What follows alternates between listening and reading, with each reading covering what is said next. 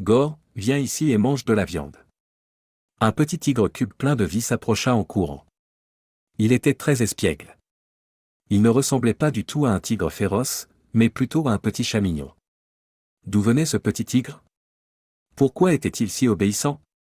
Atwood vivait seul dans un village de montagne très éloigné, et ses parents étaient partis tôt. Très pauvre, il avait plus de 40 ans et ne parvenait pas à se marier. En plus de cultiver quelques champs, il travaillait aussi comme garde forestier et partait dans les montagnes tous les 2 jours pour faire une tournée. Pour Atwood, ayant grandi dans les montagnes, le travail de garde forestier n'était pas si difficile. Il pensait que ce travail pouvait être fait facilement et permettre de gagner un revenu supplémentaire, alors il l'appréciait beaucoup. Un matin d'hiver, Atwood faisait sa tournée matinale dans les montagnes, marchant péniblement dans la neige. Bien que la neige ne recouvrait pas ses genoux, il marchait si lentement qu'il devait s'arrêter à chaque pas pour reprendre son souffle avant de continuer. C'est alors qu'Atwood entendit soudainement quelques gémissements faibles. Lorsqu'il s'arrêta pour écouter attentivement, le bruit s'arrêta brusquement.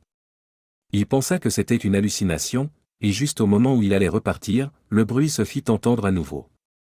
Le bruit venait d'un buisson devant lui, ce qui alerta Atwood, et il s'avança lentement. Une tête émergea d'une herbe sèche, couverte de neige, tremblant violemment. Sa voix enfantine était très faible. Atwood écarta les herbes et vit que le petit tigre avait de nombreuses morsures d'autres animaux sur son corps. Il y avait un os dans sa jambe qui semblait être cassé. Atwood regarda le petit tigre blessé et, ne pouvant pas le laisser seul dans cet état, le prit délicatement et descendit rapidement la montagne. En arrivant chez lui, il trouva quelques vêtements déchirés qu'il posa au sol, y plaçant le petit tigre. Il chercha rapidement des herbes médicinales pour arrêter les saignements. Après les avoir broyées, il les appliqua sur la zone blessée du tigre. L'os de la jambe du tigre était exposé, donc il fallait l'immobiliser. Il se rendit à la porte pour chercher quelques bâtons de bois afin de maintenir la jambe du petit tigre. Une fois le petit tigre bandé, il se faisait tard. L'heure du dîner arriva, mais Atwood ne pensa pas à cuisiner d'abord, il s'occupa plutôt de donner quelque chose à manger au tigre. Mais il ne savait pas quoi lui donner. Atwood se souvint soudain que la chienne de la maison venait de mettre bas, alors il décida d'essayer. Il se leva soudainement, alla dans la cuisine chercher un bol et se dirigea vers le chenil. Atwood expliqua à la chienne qu'il voulait lui demander un peu de lait. Peu importe si elle comprenait ou non, il se mit à traire. Puis il porta le lait à la bouche du petit tigre. Le petit tigre baissa la tête et sortit sa langue, léchant lentement, puis finit de boire après un moment. L'homme dit que tant qu'il était prêt à manger, il survivrait sûrement. Ensuite, le petit tigre vivait de lait de chien. Atwood passait toujours du temps avec le tigre. Au fil du temps, les blessures du petit tigre étaient presque guéries. L'homme le nomma Gore, et ils continuèrent de vivre ensemble. Après plus de 6 mois, ce petit tigre était devenu un tigre majestueux et suivait souvent Atwood dans les montagnes. Avec le temps, Atwood gardait Gore près de lui. Gore gambadait dans les bois et ne ressemblait pas du tout à un tigre. Atwood pensa donc qu'il était temps de le laisser retourner à la nature. Le lendemain matin, Atwood emmena Gore dans la forêt. Il s'agenouilla et caressa sa tête, lui parlant, ce qu'il ne comprenait pas. Il espérait que Gore puisse comprendre ce qu'il disait, qu'il saisit son intention de le renvoyer dans la nature. Après tout, la nature était l'endroit où il appartenait vraiment. Gore semblait le comprendre. Ce jour-là, Atwood le traita différemment. Ils allaient finir par se séparer, alors Atwood le posa et tourna le dos pour descendre la montagne, mais Gore resta près de lui et ne le quitta pas jusqu'à ce qu'il se fâche. Gore n'avait jamais vu Atwood se mettre en colère. Il était peut-être effrayé, alors il n'osa plus le suivre et s'enfuit vers la montagne, dans un état de désespoir. Après cela, Atwood a continué à patrouiller la montagne. Mais un jour, Atwood s'évanouit soudainement sur la montagne. Par hasard, cet évanouissement lui fit gagner un amour.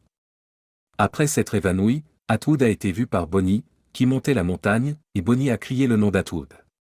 Après un moment, Atwood s'est réveillé, et Bonnie l'a aidé à descendre de la montagne. La famille de Bonnie était aussi très pauvre, et elle avait quitté l'école en 3e année de primaire. Afin de subvenir à ses besoins, elle devait se fier aux champs familiaux et à la coupe du bois dans les montagnes. Elle a passé presque toute sa jeunesse là-bas. Depuis que Bonnie a aidé Atwood à descendre de la montagne et à le sauver, ils ont eu de plus en plus d'interactions. L'économie de Bonnie a complètement impressionné Atwood. Un jour, Bonnie prit son courage à deux mains. Atwood était très heureux. Il pensa qu'il devrait prendre l'initiative de confesser son amour. Mais à cause des objections de la famille de Bonnie, ils se marièrent 2 ans plus tard. Atwood avait presque 50 ans à ce moment-là. Atwood et Bonnie menaient une vie heureuse. Ils avaient une fille adorable. Leur fille était très sage et raisonnable, et elle accompagnait toujours Atwood dans ses montées à la montagne. Les gens peuvent faire face à toutes sortes de problèmes dans leur vie, et personne ne sait quand un accident surviendra. Le malheur frappa Atwood. Atwood, qui patrouillait la montagne, ressentit soudainement une douleur lancinante dans le bas du dos et s'évanouit avant de pouvoir réagir. Voyant cela, Bonnie monta précipitamment la montagne avec le faible Atwood.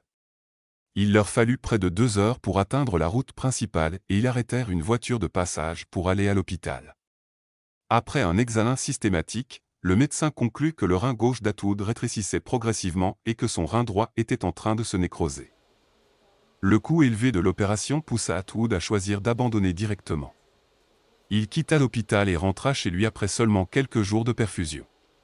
Après cela, Atwood semblait aller bien et même Bonnie pensa que la médecine prescrite par le médecin chinois avait un effet.